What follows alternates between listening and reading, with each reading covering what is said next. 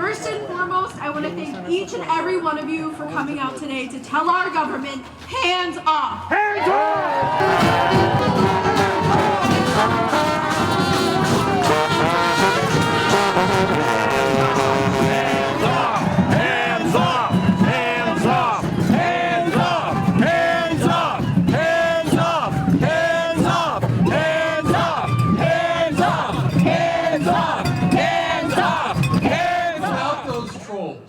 Follow the words of Mark Twain. Don't wrestle with pigs. Because you both get dirty and they kind of like it. These programs, our most vulnerable seniors, low-income families, people with disabilities, and veterans will suffer.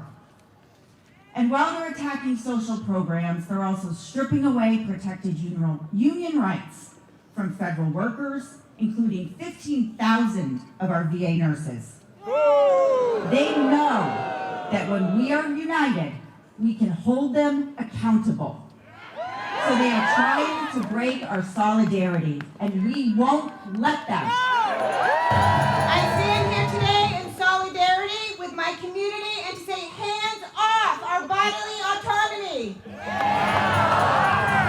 Hands off trans people.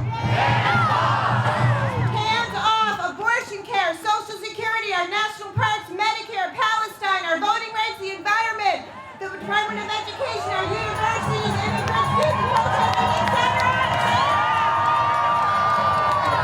Why is the current administration doing this? Because they don't believe in a society where we take care of each other. They want a society where the wealthy and the powerful get richer while the rest of us struggle.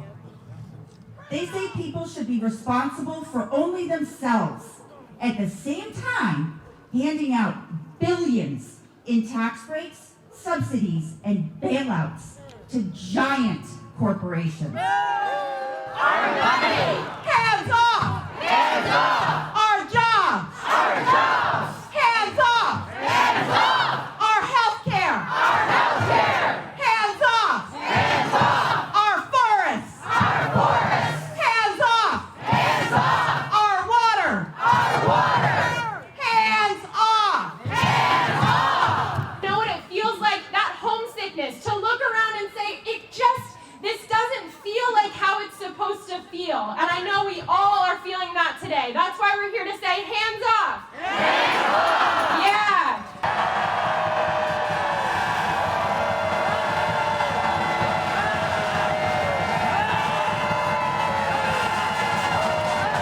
Felt this homesickness, that things don't feel right our entire lives. We've lived through storms and floods and wildfires. We've been shot in our schools. We've been told we can't love who we want to love. We're not looking to go back to some golden age. We're looking for something new. So some might ask, then why do you care? Because I believe that those of us with privilege and relative power need to stand up. What separates us is not our values nor our struggles, but rather the walls deliberately built between us by those who directly benefit from our exhaustion and our hopelessness. The system wants us divided. It wants us to believe that Palestinian struggle is separate from the immigrant rights struggle, is separate from indigenous sovereignty, is separate from black liberation, is separate from struggles of poor white communities in rural Maine. But we know better. Understand that your enemy is not your neighbor or the working class. It's the ultra-rich and the ruling class. These actions may seem small. Collectively, we need to seize our power to resist the few. Life is overwhelming, and especially right now. But here's the hard truth. Nothing changes if we do not make the time. Movements are built by people like you, people with jobs and with families and responsibilities. And you don't need to give up everything. You don't have to burn out, but you do need to commit. Because no one is coming to save us, and we have to save each other. They don't care about you, your kids, or our collective future on this planet. Our Our government gives tax cuts to the ultra-rich and pays for them by stealing from the poor and disabled. Our government gives billions to an apartheid state to commit genocide at the same time we're entering the climate apocalypse. The money keeps flowing upward while we fight over crumbs. These are tough times, and Maine is in the crosshairs. This is precisely when we must band together and rely on community. Our strength is our diversity. Our solidarity.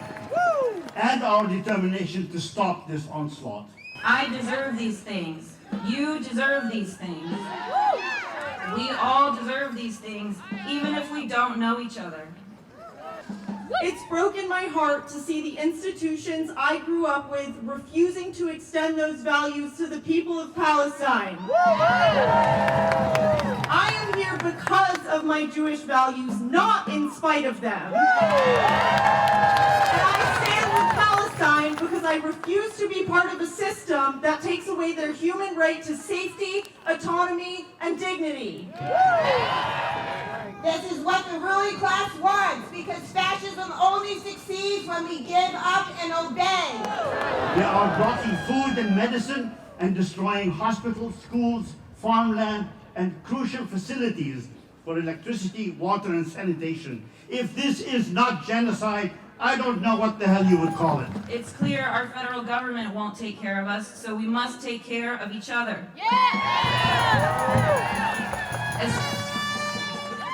Especially the most vulnerable among us. Solo el pueblo salva al pueblo. Only the people save the people. I am standing here as a Jewish voice to say, support of Palestine and criticism of Israel is not anti-Semitism.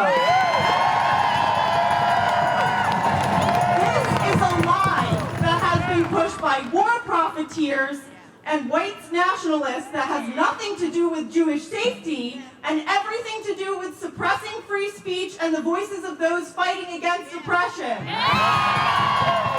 With increased targeting of immigrant communities, with growing economic pressure on working families of all backgrounds, maybe this moment can be our opportunity to refocus our efforts. And today, together we must say, this shall not pass. This shall not pass. This shall not pass. This shall not pass. We must picture the future we want to see and start living that future now.